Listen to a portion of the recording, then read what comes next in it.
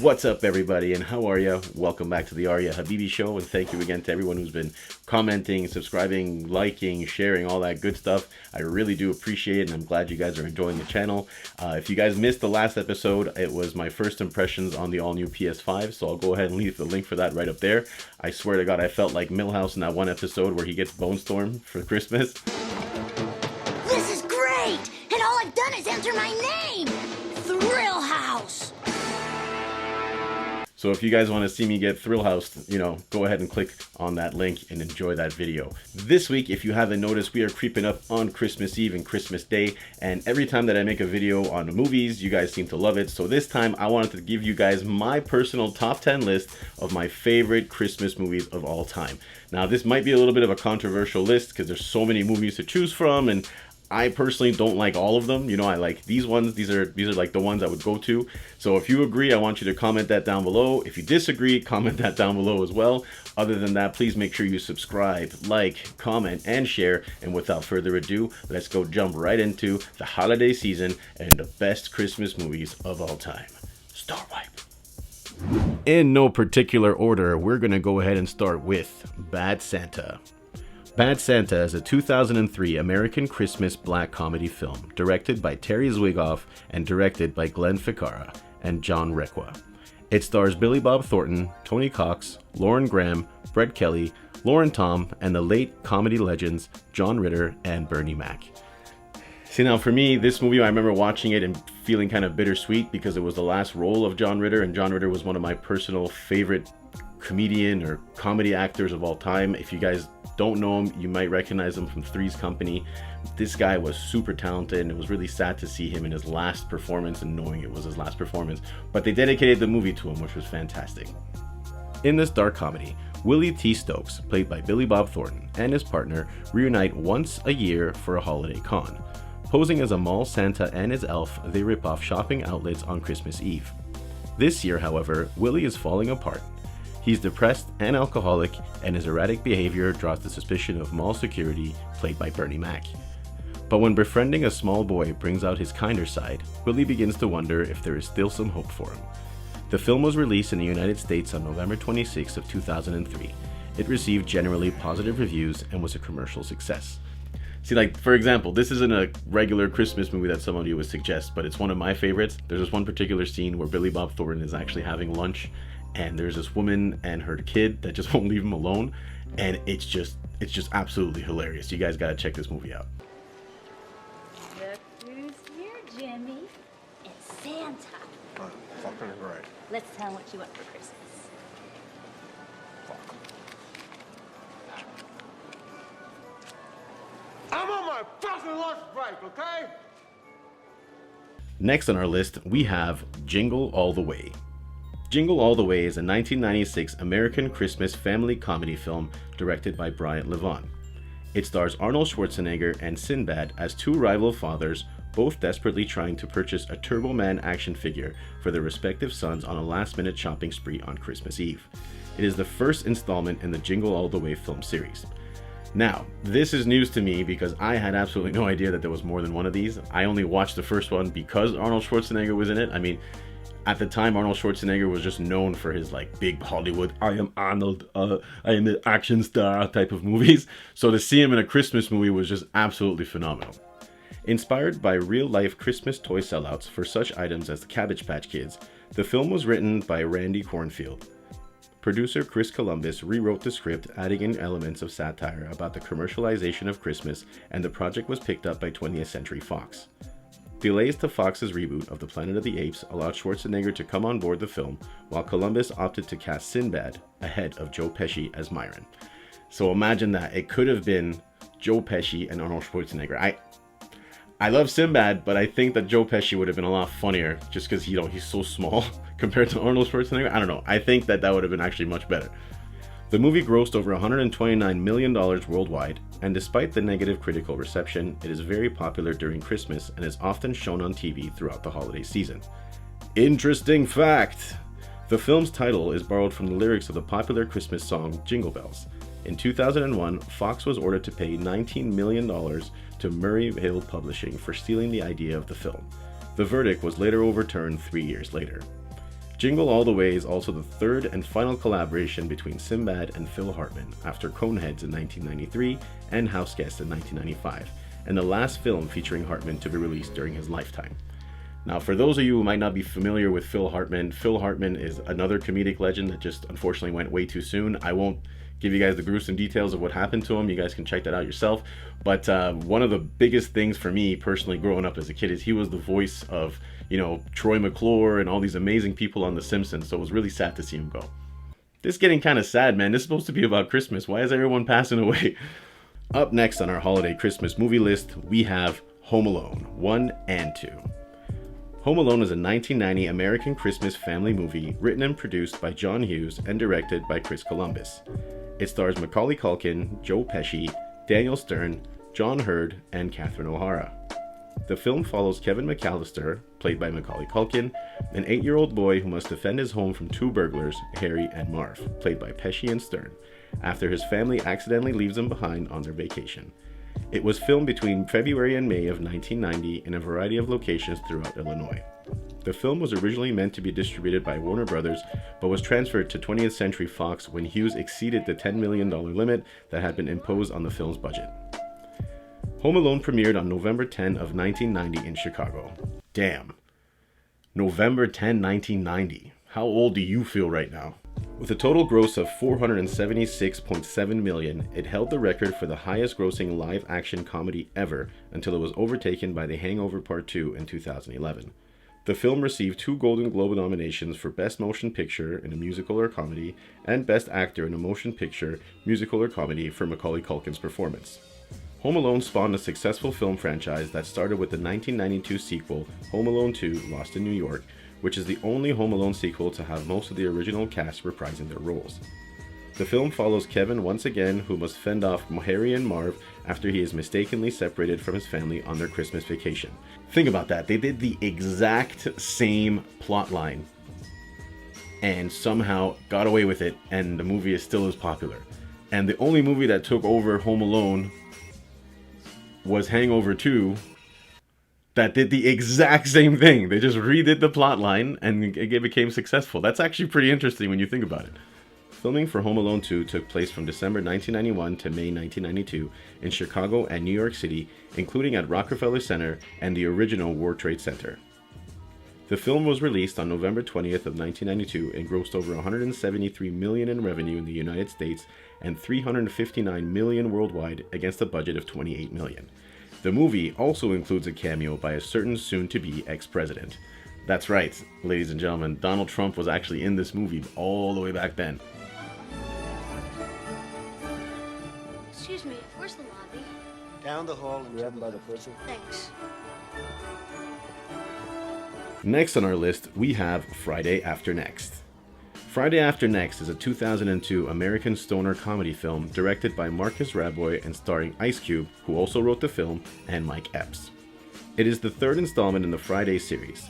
The movie finds Craig, played by Ice Cube, and Day Day, played by Mike Epps, back in the old neighborhood where Friday all began. It's Christmas time, and a ghetto Santa Claus breaks into their rundown apartment, stealing all their presents along with anything else he can stuff into his sack, including the rent money hidden in their stereo speakers.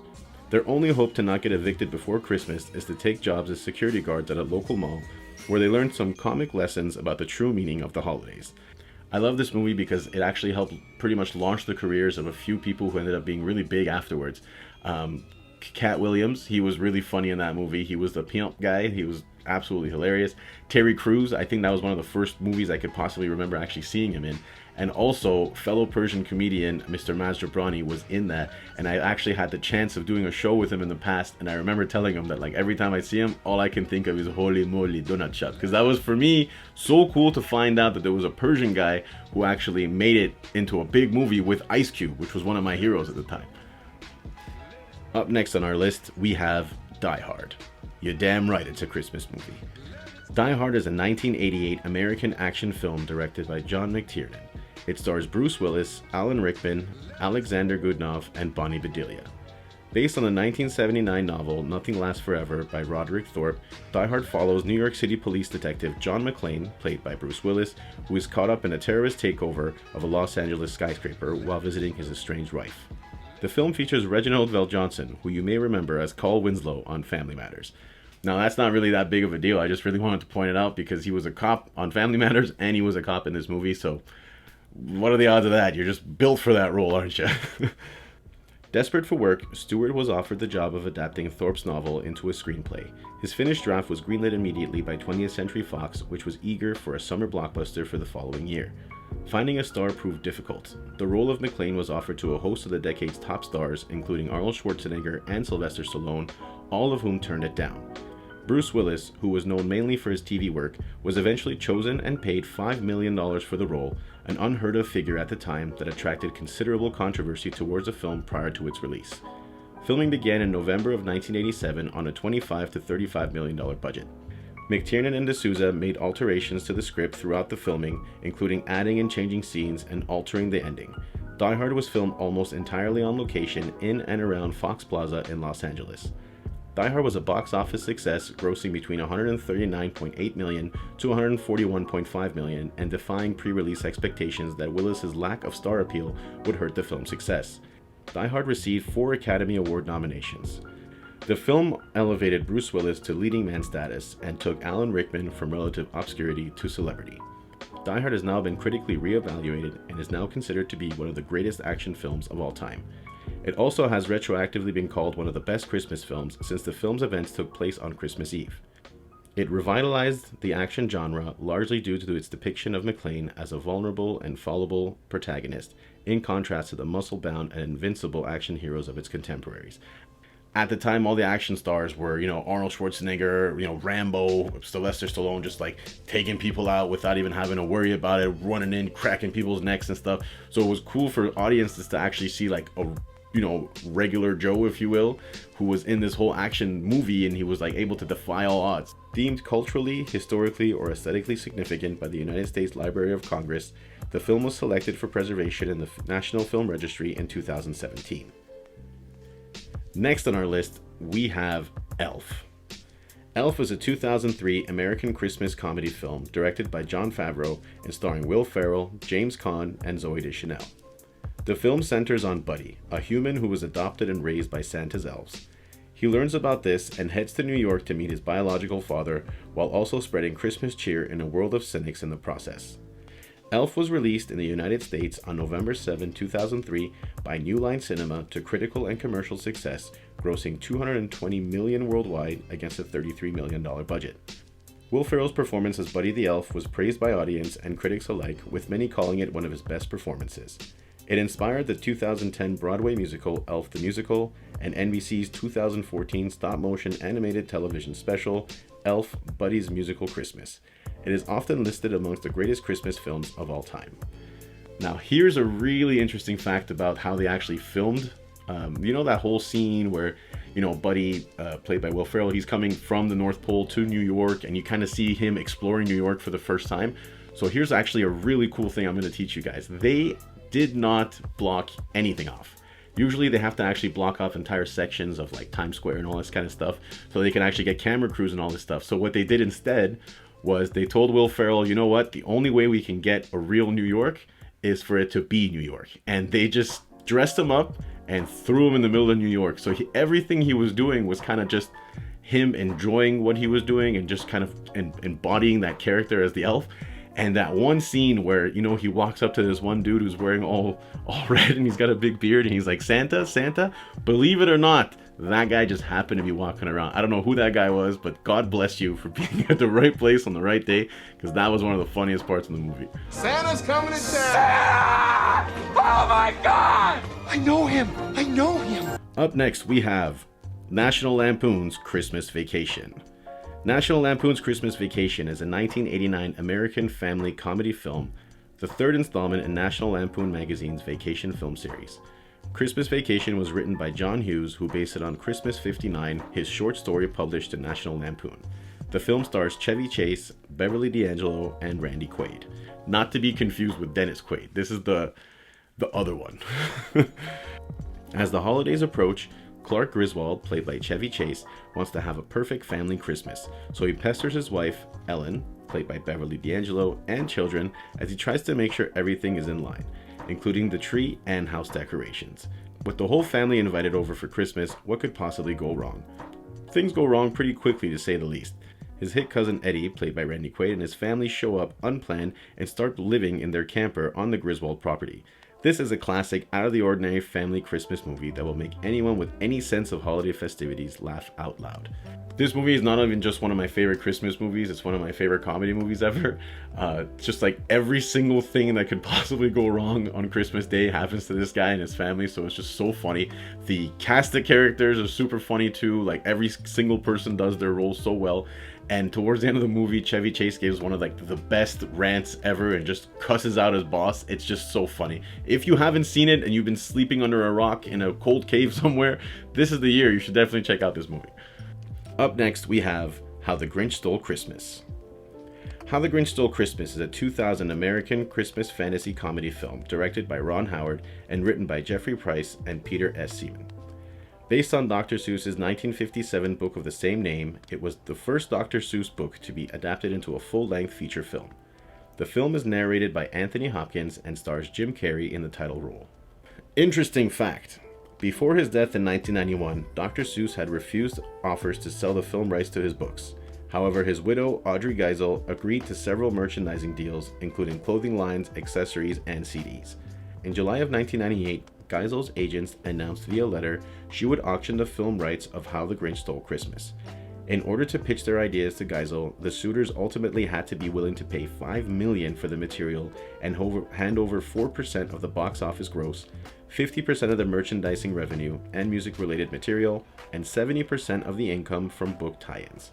The letter also stated that any actors submitted for the Grinch must be comparable to stature of Jack Nicholson, Jim Carrey, Robin Williams, and Dustin Hoffman. How cool is that? The letter specifically mentioned Jim Carrey in it. Jack Nicholson was way too old. All these other guys were kind of out of it, but Jim Carrey was handpicked by the executor of the estate, his widow, to play. Like that's pretty cool, man. Like if I was Jim Carrey, I would have been like, yeah, no, yeah, no. Additionally, it was stipulated that the estate would not consider a director or writer who had not earned at least $1 million on a previous picture.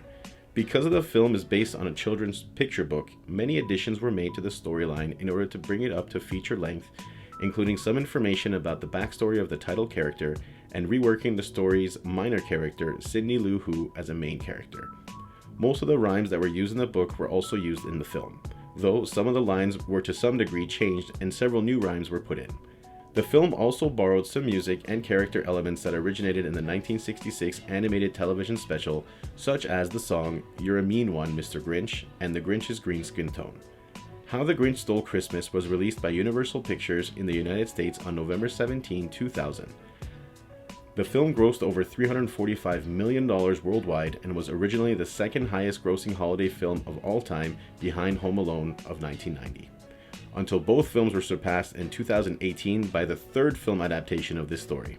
The movie won the Academy Award for Best Makeup, as well as getting nominations for Best Art Direction and Best Costume Design. Next on our list, we have Gremlins. Gremlins is a 1984 American comedy horror film directed by Joe Dante. The story follows a young man who receives a strange creature called a mogwai as a pet, which then spawns other creatures who transform into small, destructive, evil monsters that all wreak havoc on the whole town on Christmas Eve. It draws on legends of folkloric mischievous creatures that cause malfunctions, gremlins, in the British Air Force going back to World War II. The film stars Zach Galligan and Phoebe Cates, with Howie Mandel providing the voice of Gizmo, the main mogwai character. Steven Spielberg was the film's executive producer, with the film being produced by Michael Fennell and released by Warner Brothers. It was followed by a sequel, Gremlins 2: The New Batch, in 1990. Unlike the more satirical tone of the sequel, which parodies Hollywood sequels, Gremlins opts for more black comedy balanced against a Christmas time setting. Both films were the center of large merchandising campaigns. Despite being a critical and commercial success, the film was heavily criticized for some of its more violent sequences. In response to this, and to the similar complaints about Indiana Jones and the Temple of Doom, Spielberg suggested that the Motion Picture Association of America alter its rating system, which it did within 2 months of the film's release, creating a new PG-13 rating. Can you believe that? So Spielberg is the reason why we have PG-13. That's freaking power, man. Last but not least on our list, we have The Nightmare Before Christmas. The Nightmare Before Christmas is a 1993 American stop-motion animated musical dark fantasy film. Damn, that was a freaking mouthful. Directed by Henry Selick in his feature directorial debut and produced and conceived by Tim Burton. It tells the story of Jack Skellington, the king of Halloween Town, who stumbles through a portal to Christmas Town and becomes obsessed with celebrating the holiday. The Nightmare Before Christmas originated in a poem written by Burton in 1982 while he was working as an animator at Walt Disney Productions. With the success of Vincent in the same year, Burton began to consider developing The Nightmare Before Christmas as either a short film or 30-minute television special to no avail. Over the years, Burton's thoughts regularly returned to the project, and in 1990, he made a development deal with Walt Disney Studios. Production started in July 1991 in San Francisco. Disney initially released the film through Touchstone Pictures because the studio believed the film would be too dark and scary for kids. The film was met with both critical and financial success, grossing $91.5 million since its initial release and garnering a cult following. It was nominated for the Academy Award for Best Visual Effects, a first for an animated film. The film has since been reissued by Walt Disney Pictures and was re-released annually in Disney Digital 3D from 2006 until 2009, making it the first stop-motion animated feature to be entirely converted to 3D. Now, for those of you who are not familiar with what stop motion is basically a different type of, let's put it to you this way. Right now, I'm filming at 30 frames per second, which means that there's 30 pictures being taken every single second that I'm talking. Stop motion, basically, you are creating every single one of these things and taking a picture of it and kind of putting it together. So you remember those old school flip books that you used to use? It's basically the same idea. So imagine making a full-length movie and having to take a picture of every single frame of everything that's happening. You know, I can only imagine how long it would take to actually film something like that. Like one 10-second clip would probably take you a whole day to film. So this must have been an arduous process. But if you haven't seen this movie, you know, Jack Skellington is actually pretty famous.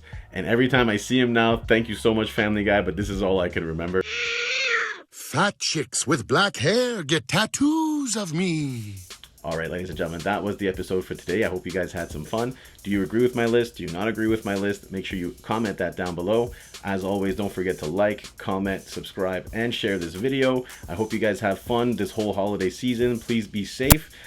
Sorry again it took me so long to release another episode, but we are back. We are now working faster and better than ever before. So if you have comments or suggestions on these videos, make sure you comment that information down below, and I will be back very soon with something else that's completely random. Ladies and gentlemen, once again, my name is Arya Habibi. I love you all. Happy holidays. Peace.